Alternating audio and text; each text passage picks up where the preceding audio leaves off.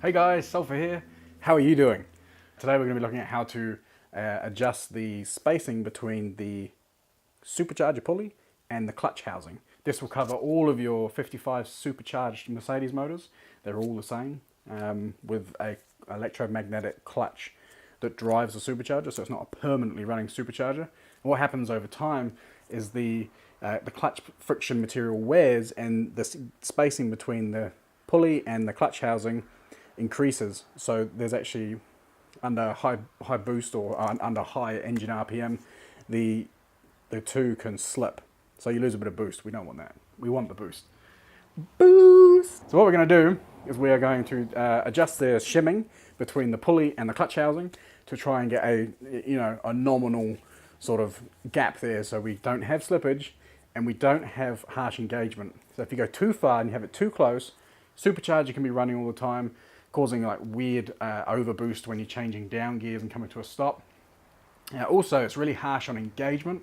So when the clutch does engage, it's super harsh and it causes a huge amount of belt slip, which then causes a horrible stutter at low RPM in the car, which is no good for around town, unless you want to drive through it and, that 0.2% of a boost, man. But anyway.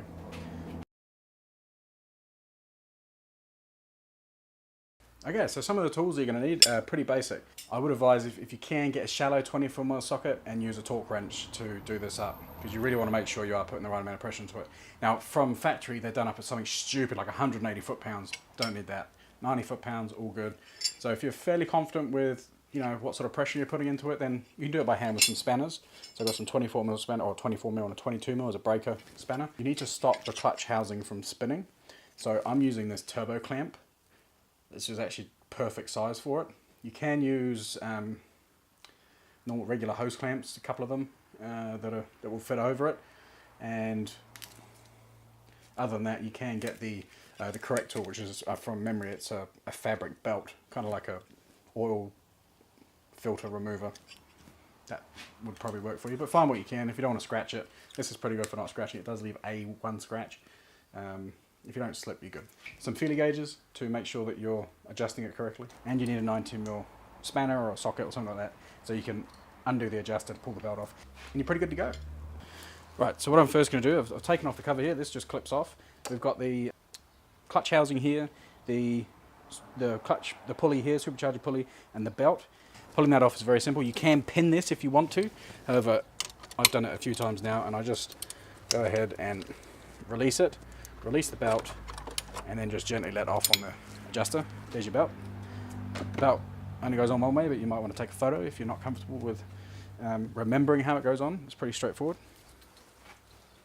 Right, so the belt's off. Now we need to clamp the clutch housing and stop it from moving. Now the car's hot, so the metals are going to be slightly expanded. There we go. So that will spin there. I'll just whip these up. So before you go ahead and actually start pulling things apart, you should really measure the current gap you've got. And if you measure at 3 points with a feeler gauge, you just take your feeler gauge, find the one that fits best, and measure it at 3 points to find out what you're currently at. The range of what you want to be at is 0.35mm to 0.45mm in the gap between the clutch housing, or supercharger, the clutch housing, and the supercharger pulley here.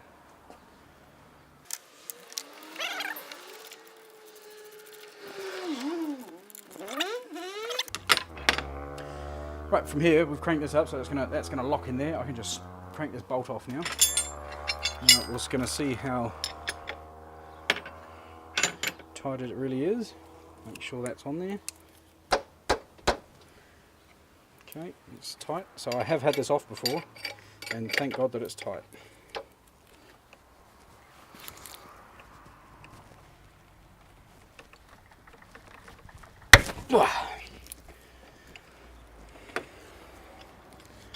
That's how tight it can be, or will be when it goes back anyway.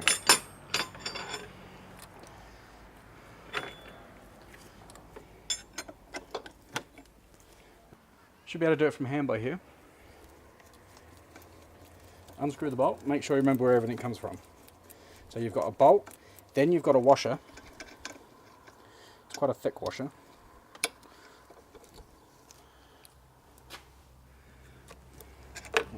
There's your bolt.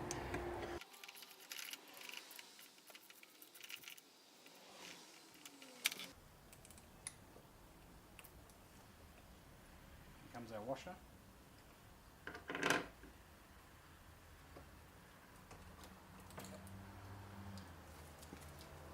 Here is your supercharger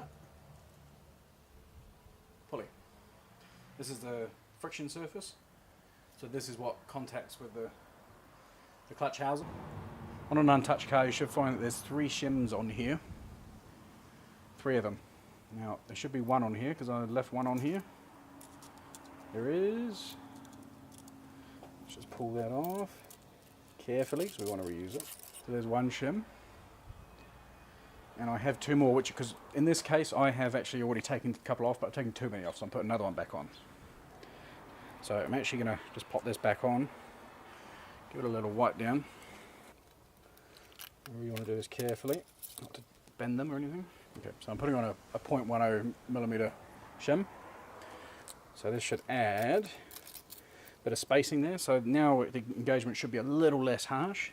What you would do though if you're taking a shim out for the first time is you want to do some dry fits and just do some tests before you hook everything, do everything back up. So maybe take a shim off, put it back on like so.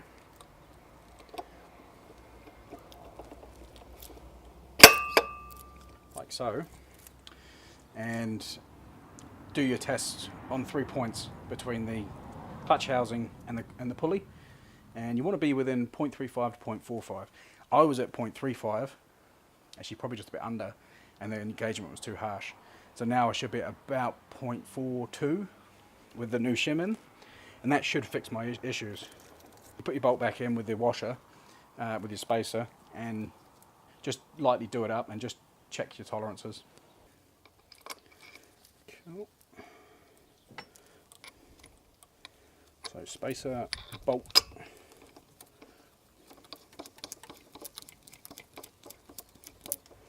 And I'm just going to tighten this up sort of to what I can with my hands. And I'm just going to quickly check with the feeler gauge to see where we're at.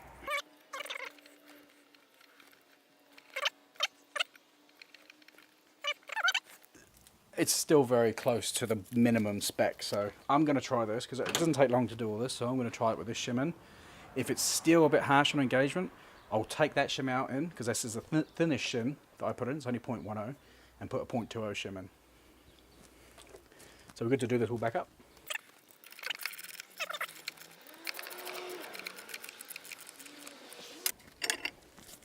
So I'm just going to hold it at the bottom here, just to make sure it doesn't slip off, and just pull this, and just making sure that we're not slipping as well, because we don't want to damage anything.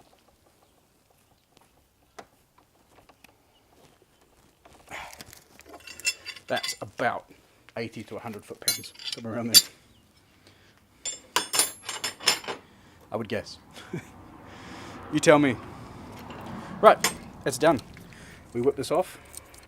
Right, to put the belt back on, from the top of the pulley here, it goes down and under the crank pulley, up around this idler over here, the far left idler, and then under the adjuster, and then back over the supercharger pulley here. It could be easier if you did lock off the tensioner. That way you don't have to do this, but to be honest, it's fairly straightforward. That's it, that's the belt on. Alright, so I think I found the sweet spot. So I just took it for a test drive, and I'm extremely happy with how it came out. Just on initial acceleration between the, slow to medium sort of acceleration, a little bit of chirp, but no stutter. And through the rev range up to about 100 on the motorway, beautiful. And the sweet spot for my car was about 0.38 to 0.40 gap. So have a go. If you're noticing some slip, it may not be the belt, it may just be the clutch. And don't think about replacing the clutch just yet. So give that a go first and see how you go. Thanks for watching, and please like, subscribe and comment if you have any questions. Flick them down below. Peace.